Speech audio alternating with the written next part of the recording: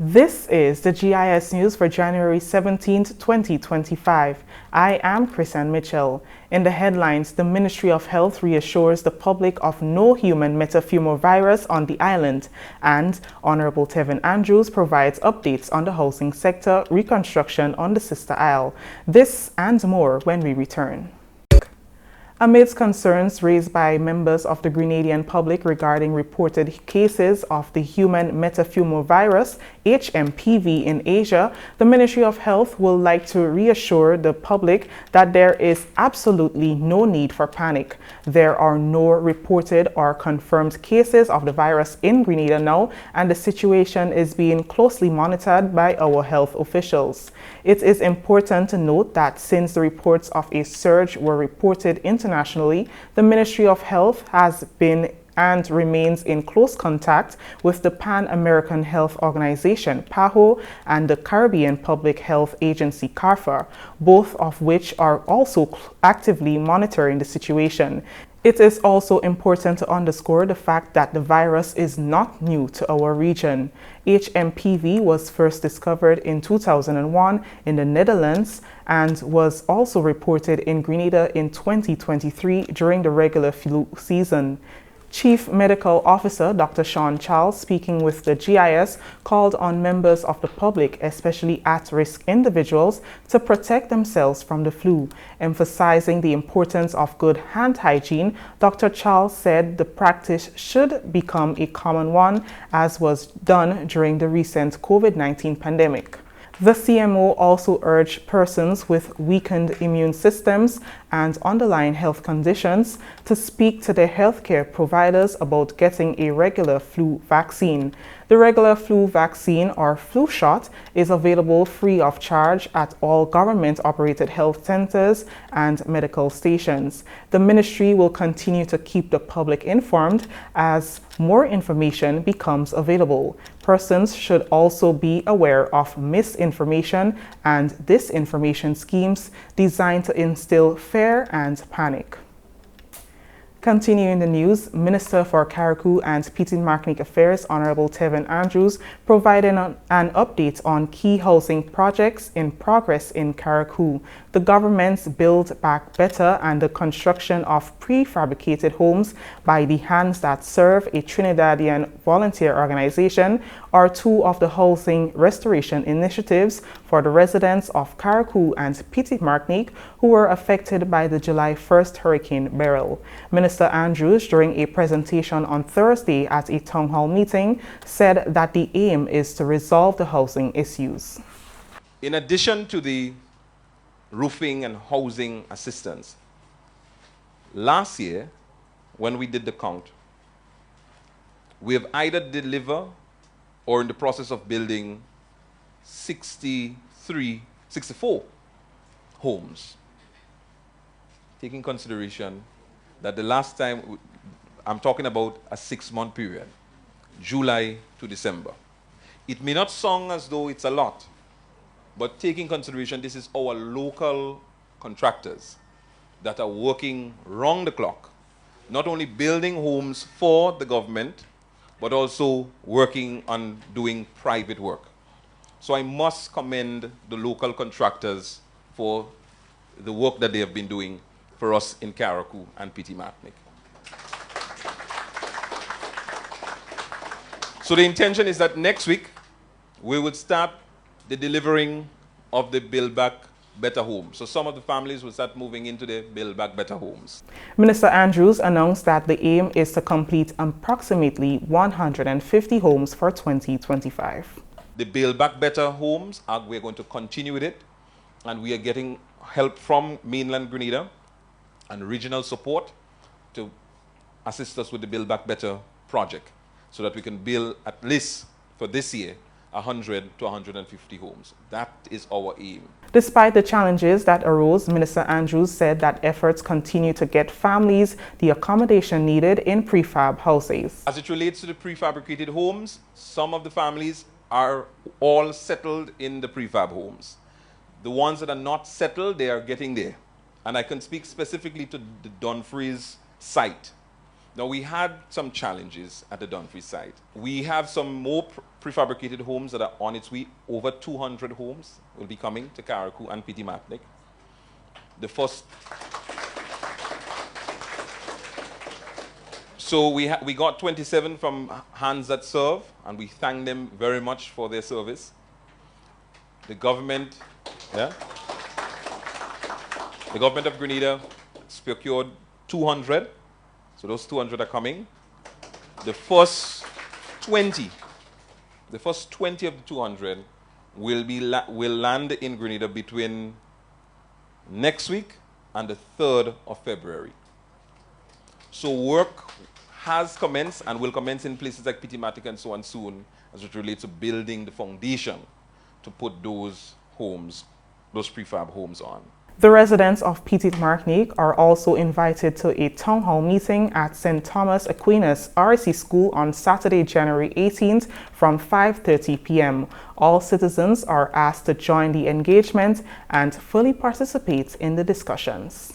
The Ministry of Health will engage residents of St. Andrew and surrounding parishes to discuss the holistic development of the Princess Alice Hospital in the form of a stakeholder meeting.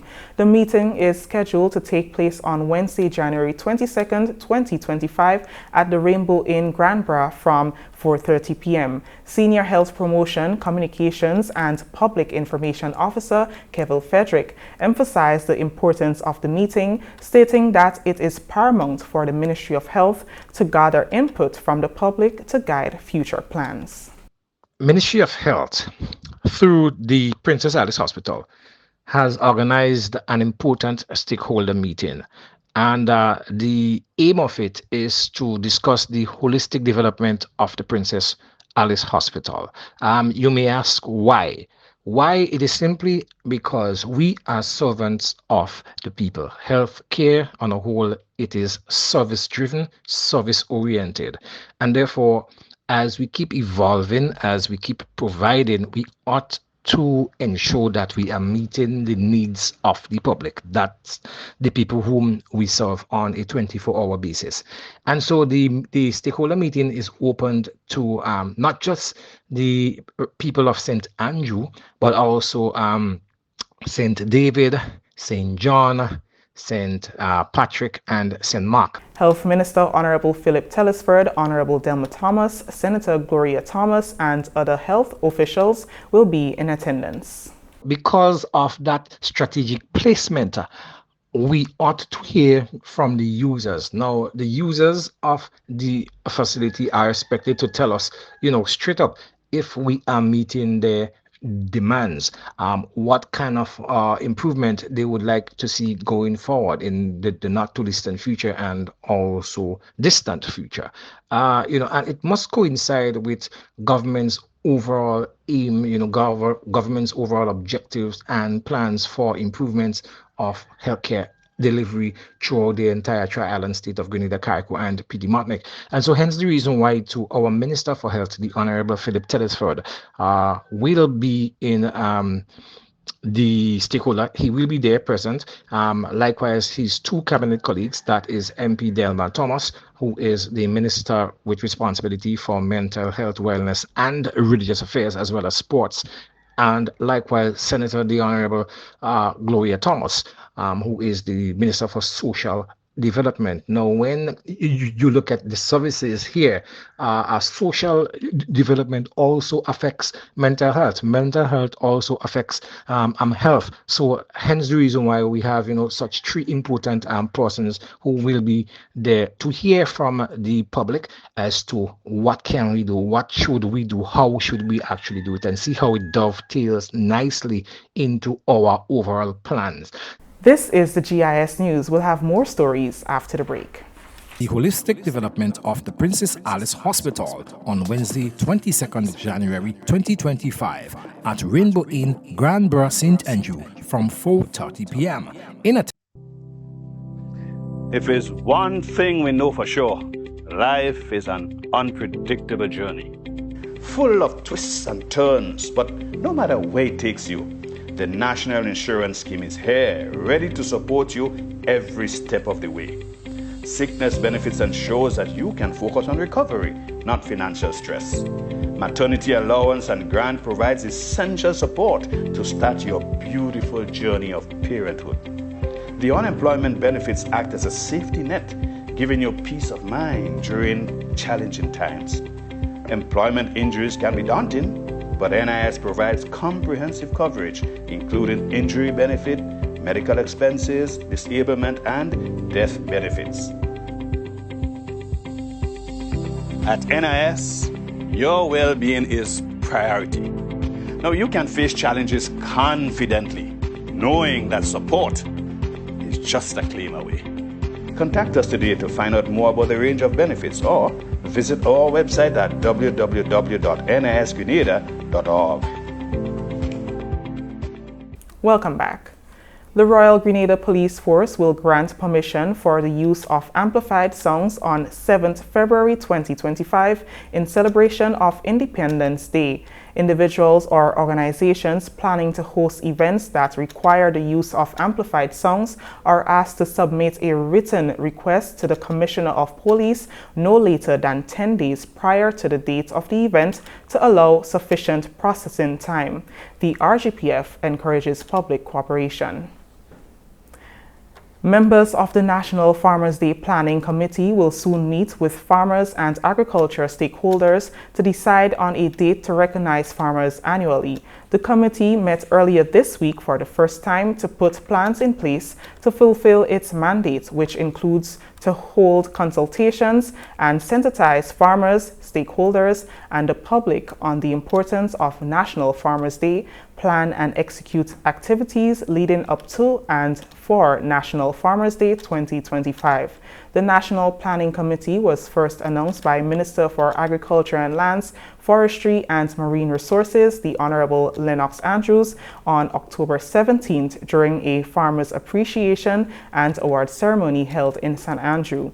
Chair of the committee, Dwight Sampson, told GIS, once approved by Cabinet, the date will be included on the annual calendar of events. Set up a day where we recognize and honor farmers across the Tri-Island state and give them a bit of recognition, as well as to dispel this theory that we have that farming is a dirty man business, just cutlass, stained clothes, and to look at it for the career that it is and all that it offers, the entrepreneurship part of it, and the other fields and areas. The mandate of the committee is to hold stakeholder consultations, of course with farmers and other agricultural stakeholders, and the wider community, wider country, on a date within the calendar year that's going to be recognized as National Farmers' Day, right?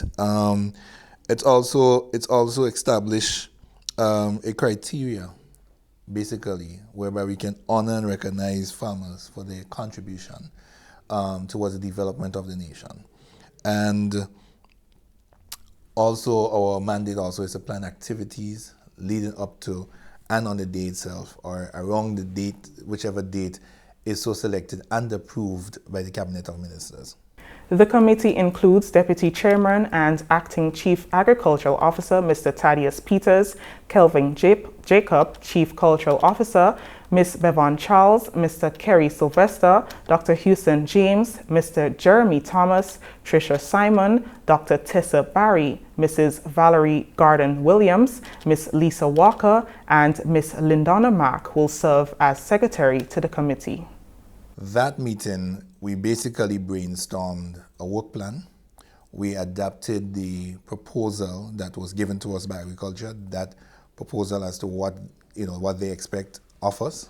And we also looked at activities. Well, before that, we actually looked at a date that we want to recommend. So while we are going to the farmers, going to the stakeholders, we're not just going with one date. We are going with a few dates that we think is best to be recognized as National Farmers' Day. But the committee has a consensus. But we don't want it to be, okay, the committee says A, B, C, D, and that's it.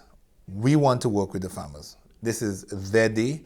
This is their time to be recognized, and so we want them to say to us, okay, we prefer this. And as a committee, we'll go back to the drawing board, to the table, and have a conversation on it.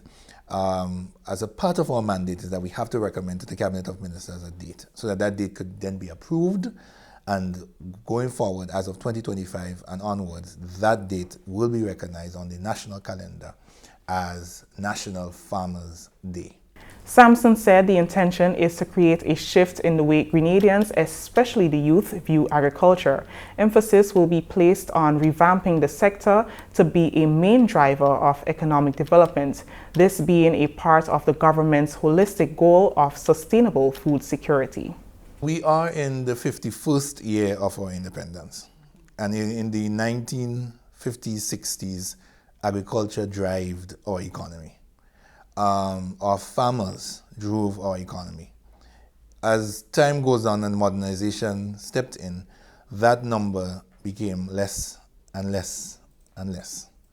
And so what the thinking is, we need to bring back that agriculture as one of the drivers of our economy. Grenada has very fertile land, and so we want to dispel this, as I said before, this theory that agriculture is about staying close and just work in the field. One of the persons that we have on our committee has a very unique way of doing agriculture. And it's certainly not in any dirty man kind of thing. He's a civil engineer, and so he has used some of his techniques to work that into agriculture, right? And so that is what one of the focus of the committee this year, that we want to show our nation's young people that entrepreneurship is not just about mechanics, it's not just about any other area, selling or hustling as they call it. Agriculture is entrepreneurship. Agriculture is a vibrant hustle, and so we want to encourage them to be, you have a little piece of land next to your house, you can start a kitchen garden. Your grandmother has a piece of land in the back of the house, you can start somewhere. All it takes is just that first step. Or we want to encourage young people, not just our experienced farmers, but our young farmers. And that's one of the things that the committee will be focused heavily on, encouraging your young people to become entrepreneurs in farming. We take our final break. More news when we return. Are you thinking about buying a vehicle? Did you find a company on social media? Stop. It may be a scam. Look out for the following red flags. Is the price lower than other dealers? Does it seem too good to be true? Are you sending the monies to the US even though you are ordering the vehicle from Japan? Does the address on the invoice match the address on the payment details? Are conversations limited to WhatsApp text? Is there a sense of urgency placed on you by the seller? You are about to be scammed. Do not take your hard-earned cash, or even worse, a loan, to send to these scammers. Once the money leaves Grenada's shores, you are not likely to get it back. Consider buying a vehicle already on island from an individual or a car dealer. Beware of these scammers. If in doubt, it's best to stay out. A message from the Financial Intelligence Unit. Welcome back. The Ministry of Agriculture, Lands, Forestry and Marine Resources says the importation of over 400 livestock is primarily for the launch of a national breeding program aimed at improving local genetics. In early January, 165 sheep, 159 goats and 144 pigs, all purebred, were imported from the United States at a cost of EC 4 million. Since the program was announced, the ministry has received numerous inquiries about purchasing and registering to receive these animals. However, Permanent Secretary Isaac Bagwan clarifies that these animals are not for sale. Instead, they are designated for the breeding program and in the first instance will only be provided to the 75 select farmers involved. To ensure the successful implementation of this national breeding initiative, the ministry has signed an MOU with 75 farmers who will participate in the program for the first 3 years of this 10-year project. the initial intent of the program is for breeding. Yeah? So we want to increase the quality. We want to increase the stock of the animal. So within the first 3 years or so, we'll be using the animal for breeding, both on the farms and select farmers, 25 each, would be able to be given a purebred animal so that they could do in that process. So there is no animal available currently for sale. After the first breeding cycle, what we would do is that we would select those that we would keep to breed again, and of course those that have not reached the standard to breed, then of course we would sell it to individual farmers and for probably the meat market. But the initial intent is not for animals to consume currently, but of course the intent later on, that is what would happen. Coordinator of Component 4 of the Food Security Enhancement Project, Nugent Bernard, further elaborates on the intent of the program, highlighting that the initiative goes beyond simply providing an animal to a farmer. As we continue to breed animals from Maribo, which is the purebred breeding center, farmers would be exposed to the same kind of genetics that we have, right? So at due time, the ministry will put out information asking farmers who are interested in purebred to make application, right? Because again, it's not just giving a farmer animal. We want to make sure that the management system that the farmer has is adequate. We want to make sure that the feeding system that he has for the animal is adequate. We want to make sure that the housing and everything, is really taken care of. Because in some cases, we may even have to, at some point in time, look at how do we improve the housing condition for not just pigs, but for sheep and goat, poultry, all the livestock animals, right? So there is no need for farmers to be, calling and jittery about, how do I get an animal, how do I set up an animal, how do I make application for an animal. This is a process that we have just started. In fact, as we speak, the animals are in quarantine for 6 weeks. After 6 weeks, we will determine what is going to happen with the 25 farmers that we have shortlisted, and then of course moving forward, taking care and making sure that we adequately manage those that we have at the Maribo facility. The ministry is reminding farmers that the program is designed for their benefit and encourages them to stay informed about its operations so they can ultimately reap the rewards, as this initiative is significant in the nation's goal for food security. And finally, in the news, students of the primary and secondary schools in Carriacou will be a part of the 51st Independence celebrations at the National Stadium on February 7th. Chair of the Carriacou Celebrations Committee, Deanna Isaac, said due to the absence of a rally on the island this year, they are organizing a charter to mainland and will include students, teachers, and members of the public desirous of attending the national event. During an interview with GIS on Thursday, Isaac said only 5 events will be held to commemorate independence: a church service in both Carriacou and Petite Martinique, cocktail and award ceremony, family fun day, cook-up, and Saraka. Carriacou and Petite Martinique will be doing a charter, hopefully with the Osprey, to go down on the 7th. That is open to the members of the public as well. Let us know if you're interested in going. And then we are going to bring the contingent of students and a teacher from each school to the national celebrations this year to compensate for us not having a rally on Carriacou and Petite Martinique. So they can have another opportunity to view the military parade and enjoy the cultural activities. The committee, along with the Ministry of Carriacou and Petite Martinique Affairs and local government, is working toward fostering a spirit of togetherness on the island following the trauma caused by Hurricane Beryl in 2024. The focus is post-Hurricane Beryl.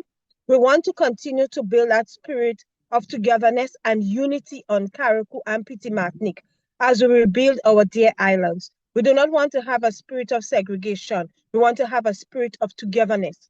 And as the theme highlights about the next 50 and embracing a future of transformation, we want persons on Carriacou and Petite Martinique to use this year's independence celebration as one to bring us together.